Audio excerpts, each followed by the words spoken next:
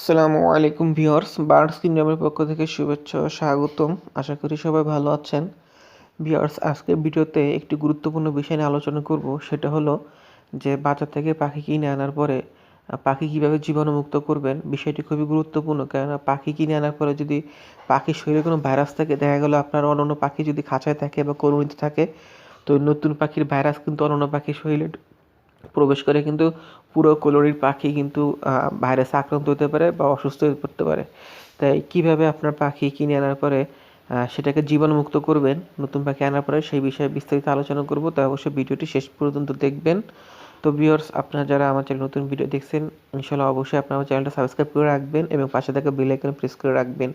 আর viewers, বাংলাদেশের যে কোনো প্রান্ত থেকে আপনারা পাখি ও কবুতর যদি বিক্রয় করতে চান, এই চ্যানেলে বিক্রয়ের জন্য অ্যাড দিতে পারবেন।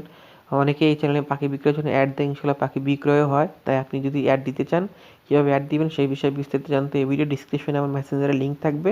আপনারা সেই লিঙ্কে আমার সাথে যোগাযোগ করতে পারবেন পাখি বিক্রয়ের বিষয়ে। তো ভিউয়ার্স, চলুন ভিডিওটি শুরু করা যাক। ভিউয়ার্স, আপনি যখন পাখি বাজার থেকে কিনে আনবেন, হতে পারে সেটা দোকান থেকে অথবা কোনো হাট থেকে। তো বেশিরভাগ ক্ষেত্রে দেখা যায় যে দোকানে যে পাখিগুলো থাকে সেখানে কিন্তু আরও পাখি থাকে, এবং হাটে যারা পাখি পালন করে দেখা গেলো এক খাঁচায় অনেক পাখি থাকে। তো দেখা যেতে পারে যে কোনো পাখি কোনোভাবে কোনো ভাইরাস দ্বারা আক্রান্ত, দেখা গেলো ওই পাখি যদি আপনি বাসায় এনে সাথে সাথে আপনার খাঁচায় যে অন্য পাখি আছে বা কলোনিতে যে পাখিগুলো আছে ওইগুলোর সাথে ছেড়ে দেন, সেক্ষেত্রে কিন্তু পাখি যদি কোনো ভাইরাস দ্বারা কোনো ব্যাকটেরিয়া দ্বারা আক্রান্ত থাকে, তো কিন্তু মুহূর্তের ভিতরে আপনার সব পাখির শরীরে চলে যেতে পারে, কলোনির সব পাখি অসুস্থ হয়ে পড়তে পারে। যদি মাইটস থাকে তাহলে কিন্তু সমস্ত পাখির শরীরে মাইটস চলে যেতে পারে। তো এই জন্য বাজার থেকে পাখি কিনে আনার পরে সাথে সাথে আপনি অন্যান্য পাখির সাথে জোড়া দিবেন না। আপনি ওই পাখিটা একটা অন্য খাঁচায় রেখে দিবেন ২-১ দিন বা ২-৩ দিন রেখে আপনি দেখবেন ওই পাখি অসুস্থ কিনা।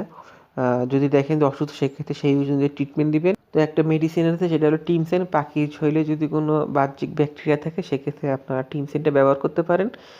টিমসেন মেডিসিনটা খুবই ভালো, এটা ৯০ টাকা দাম। এটা হাঁস মুরগির ভেট ফার্মেতে পাবেন। এটা আপনার পাখির শরীরে ১ লিটার পানিতে ১ মিলি পরিমাণ নিয়ে স্প্রে করতে পারেন।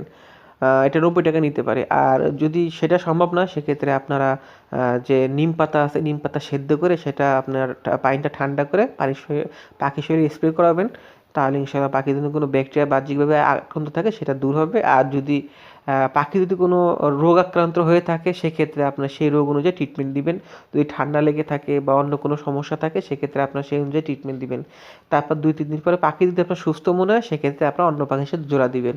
তো ভিউয়ার্স, আশা করি এই ভিডিওতে আপনাদেরকে যে তথ্য দিলাম উপকারে আসবে। যদি ভিডিওটি ভালো লাগে অবশ্যই একটা লাইক দিবেন এবং আরও ভালো ভালো ভিডিও পেতে আমাদের সঙ্গেই থাকুন। আজকে এই পর্যন্তই। আল্লাহ হাফেজ।